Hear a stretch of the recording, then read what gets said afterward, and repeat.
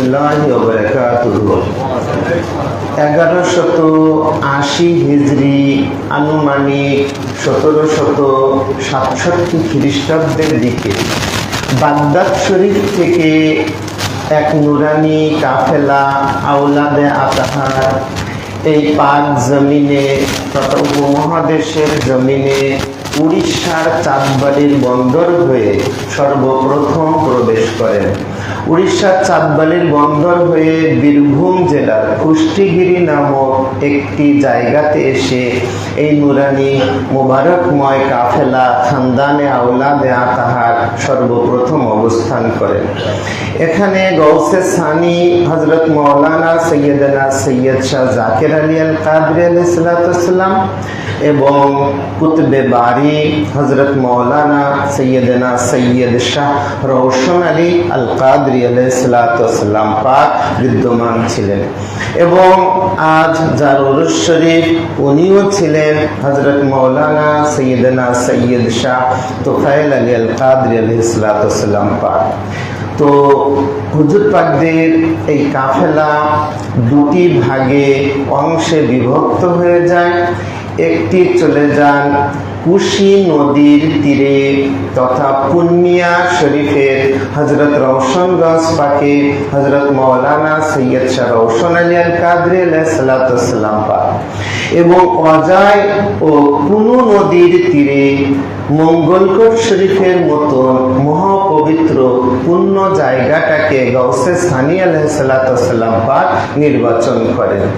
যখন চলে আসেন তখন সাথে করে ওনার ভ্রাতুস পুত্র এবং জামাতা সাজ্জাদ নশীন হুজুর পাক হযরত সৈয়দ শাহ তুফাইল আলী আল কাদরি আলাইহিস সালাম পাককেও সাথে করে মঙ্গলকোট শরীফে গৌসে সানি আলাইহিস সালাম পাক তাশরীফ নেন।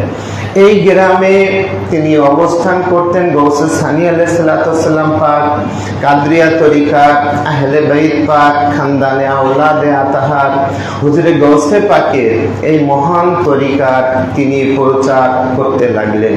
বাংলা, বিহার, উড়িষ্যার মধ্যে তিনি এই মহান পতাকা উড্ডীয়মান করেন।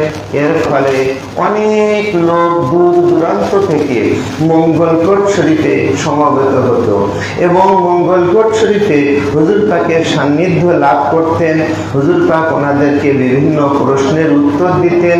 একদিন মসজিদ পাকে, মঙ্গলকোট শরীফের মসজিদ পাকে কুতুবে রব্বানি পাক এবং গৌসে সানি আলাইহিস সালাম উপস্থিত ছিলেন।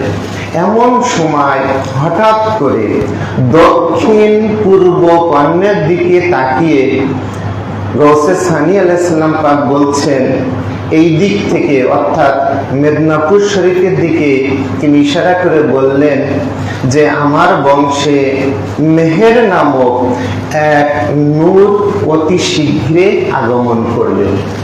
সেই ওনার সাথে আমিরুল মুমিনিন মওলা মুশকিল কুশা হযরত আলী ইবনে আবু তালিবের জিয়ারত হবে এবং হুজুরে গৌসে পাক শাহী সাহেব বাগদাদ পিরানে পীর দস্তগীর শেখ আবু মোহাম্মদ মহিউদ্দিন আব্দুল কাদের জিলানী আলাইহিস সালাম পাকেরও জিয়ারত হবে। উক্ত রজনীতে আরো একটি মহামূল্যবান নূর মুবারক নাজিল হবেন, যিনি আমাদের এই কাদরিয়া তরিকার খানদান পাকের মহাসূর্য হিসেবে নাজিল হবেন। তিনি হবেন শামসুল কাদরিয়া গগনের সূর্য। শাহী সাহেব মওলা পাকে তিনি বিশারাত তিনি সেখানে দিয়েছিলেন। মওলা গৌসে সানি আলাইহিস সালাম পাক যে সময় দুনিয়া থেকে রেহলা তথা পর্দায় খায়ের ওনার বেসাল শরীফ হবে, ঠিক সেই মুহূর্তে কুতুবে রব্বানি আলাইহিস সালাম পাক মঙ্গলকোট শরীফে তিনি অবস্থান করছিলেন। ফলে ওনার বেসাল পাকের পরে গৌসে সানি আলাইহিস সালাম পাক যখন ওনার রওজা পাকে সম্মানিত করা হলো, ওনাকে রাখা হলো, ঠিক 2 দিন পরে বা 1 দিন পরে কুতুবে রব্বানি পাক মঙ্গলকোট শরীফে এসে দেখলেন ওনার প্রিয় মুর্শিদ পাক, ওনার প্রাণ প্রিয় চাচা যান দুনিয়া থেকে পর্দায় খায়রে চলে গিয়েছেন।